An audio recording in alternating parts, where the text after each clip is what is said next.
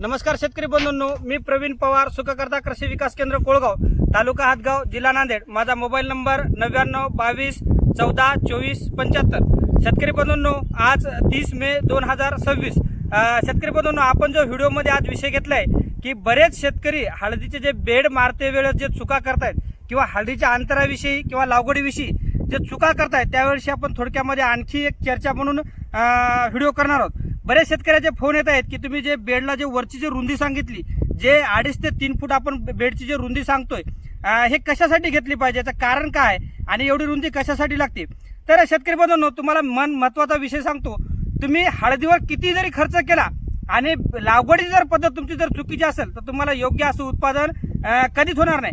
खर्च करूनच शेती होते हा विषय तुम्ही पहिले डोक्यातून काढून टाका।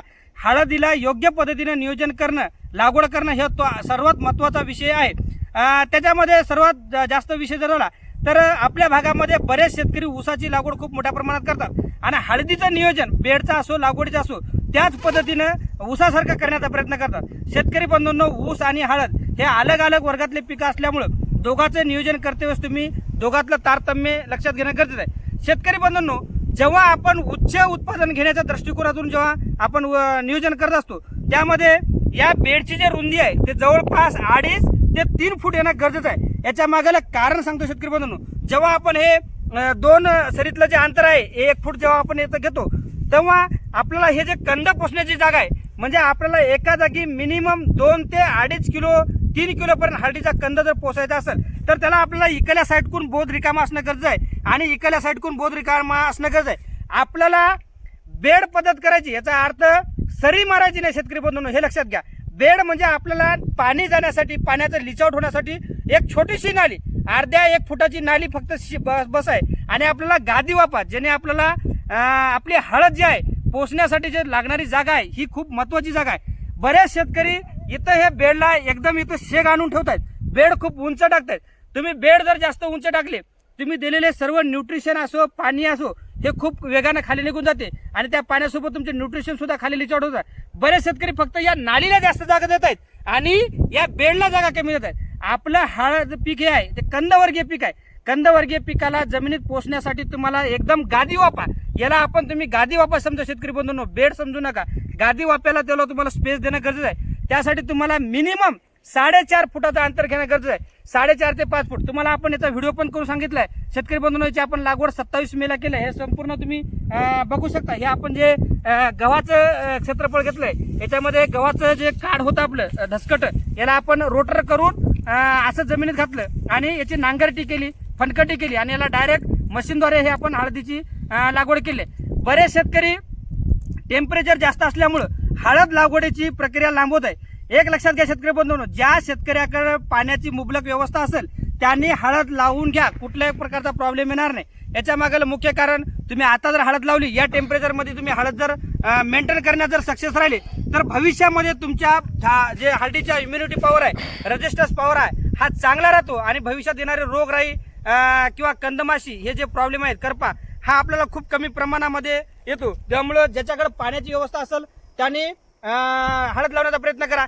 शेतकरी बंधूंनो, हळद लागवड केल्याच्या बरोबर, म्हणजे आज जर हळद लागवड तुमची पूर्ण जर झाली तर दुसऱ्या दिवशीच तुम्ही हे ड्रीप लावण्याचा प्रयत्न करा। बरेच शेतकरी ड्रीप टाकायला खूप उशीर कंटाळा करतात, हे चुकीची पद्धत आहे शेतकरी बंधूंनो। हळद लावल्याबरोबर तुम्ही ड्रीप टाका, म्हणजे भविष्यामध्ये आपला जर टेम्परेचर वाढले, काही प्रॉब्लेम आले तर ताबडतोब औषधीचं नियोजन करणं गरजेचं असते।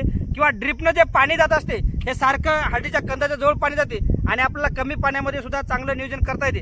एक लक्षात घ्या शेतकरी बंधूंनो, हळद लागवडीची पद्धत आपण प्रत्येक गोष्ट प्रॅक्टिकली करून इतर शेतकऱ्यांना सांगत असतो। बेडची जे उंची आहे हे खूप कमी घ्या शेतकरी बंधूंनो, सध्या आपल्याला उंची कमी पाहिजे, कारण जास्त उंची जर घेतली तर आपल्याला जेव्हा भविष्यात माती द्यायची आहे ते माती आपल्याला बेडवर चढवणं खूप कठीण काम होईल।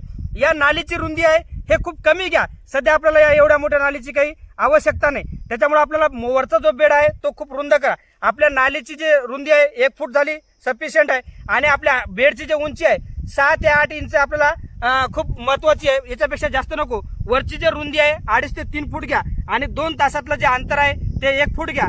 2 बियाणातलं जे अंतर आहे ते 6 इंच घ्या आणि हळद बेण्याची जी खोली आहे शेतकरी बंधूंनो, याच्यात सर्वात मोठ्या बरेच शेतकरी चुका करतात शेतकरी बांधवाला वाटतं की हळद खोल गेली म्हणजे आपल्याला पुन्हा काही काळजी राहत नाही, म्हणजे पुन्हा माती लावायला आपल्याला त्रास होणार नाही. हे चुकीची पद्धत आहे. शेतकरी बंधूंनो, हळद पिकाला तुम्हाला जर खरोखर माती लावायची गरज असेल तर ते 100 दिवसाच्या नंतर असते.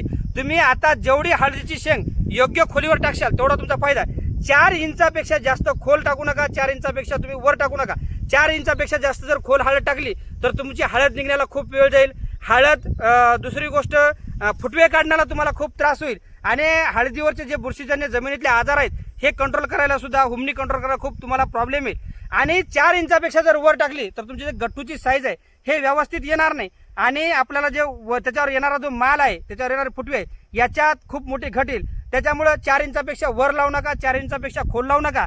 या पद्धतीचं तुम्ही बारकावे लक्षात घ्या आणि त्या पद्धतीने तुम्ही नियोजन करा. हळद लागवडीची पद्धत जर चुकली तर तुमचं भविष्यामध्ये फक्त खर्च होईल, उत्पादन होणार नाही.